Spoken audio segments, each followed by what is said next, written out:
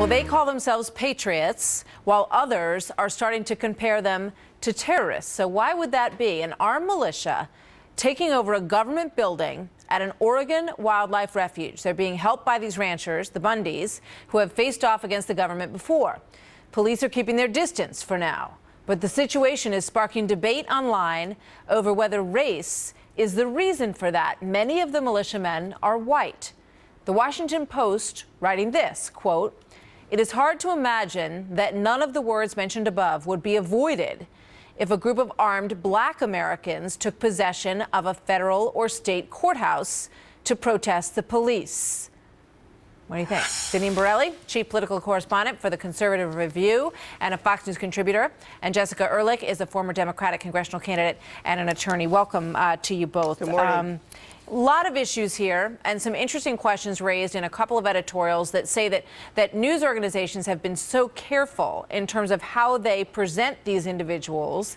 And they say that they were not that careful when it came to other cases like Dylan Roof, for example, who clearly had racist intentions when he crazily killed people in a Charleston church. They also point to Syed Farook and Tashfeen Malik and that they were quickly labeled to be Islamic terrorists in the course of their killings in San Bernardino, and they claim that some are handling these folks with kid gloves. Deneen, what do you think?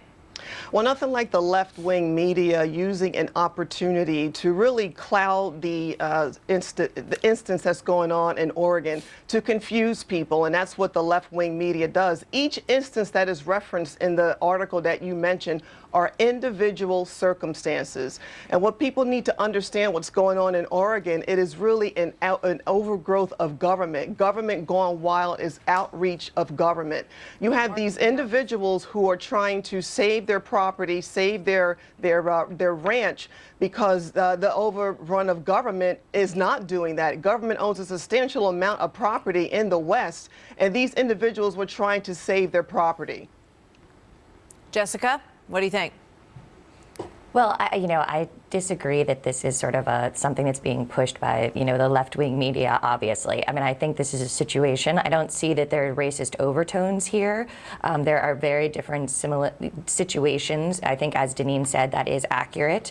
However, this is never a situation that you want to have in the United States where we have the rule of law, where you have armed people who have taken over a federal building. Now, whether it's actually defined as terrorism will be up to not only the FBI and the Attorney General, but whether, in terms of what they'll be charged. Certainly the mayor in this area feels that there is political motivation, and that the political motivation is that they're armed and that they want to overthrow the local government. So this is not a situation that's similar to, ones where we saw with what happened in San Bernardino or other situations. They are all unique. I don't think this has anything to do with, a race situation. It's people who are taking matters into their own hands in a way that is not acceptable in the United States of America. Yeah. They raise a question, Deneen, of, some of the racial tensions that we've seen in Missouri, and the fact that in those situations when people are rising up in that case against the police and against that government institution, that they are always referred to as being a group of black people, a group of sometimes thugs. Those kind of names are used. And they say, in this case, why aren't people talking about the fact that this is a group of white militiamen? Why is that distinction not made? Well, listen, what happened in Missouri is really outrageous, because you had individuals who were very destructive. They destroyed property. They destroyed their communities. We're looking at Oregon right now. These individuals are being peaceful. They're outraged about the overgrowth of government. Is government gone wild? And I tell you, we don't want to see this happen across the country, but this is an example of something that can happen because of the overgrowth of government. And Americans are tired of government intrusion in their everyday lives. And so these individuals right now are peaceful. They want to rein in government gone wild. Why is it that federal government owns 47% of Western states in our country? In Oregon alone, the federal government owns 53% of the property. So it's really outrageous how government is creeping into our everyday lives, no matter what it is you're doing, and people just want to be left alone. Jessica, they were revolting against that. You know, there was an issue with trying to sort of burn down some of the brush. They say that that fire went over onto federal land, and that the sentence that was given to the person who they believe is responsible was too short. And then they changed the sentence and made it longer. As an attorney, how is that even possible?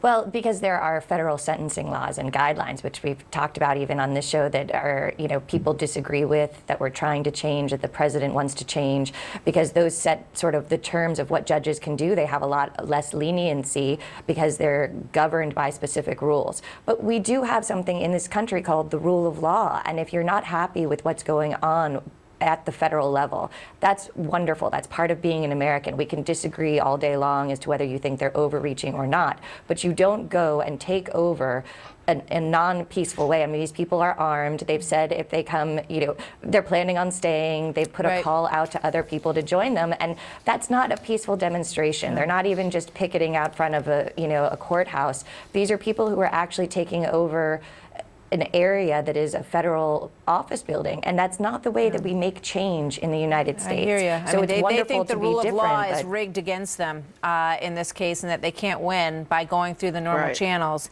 This is going to be an interesting standoff, and we'll see where it goes. Ladies, thank you very much for weighing in. Thanks. Good to see you both. John Scott.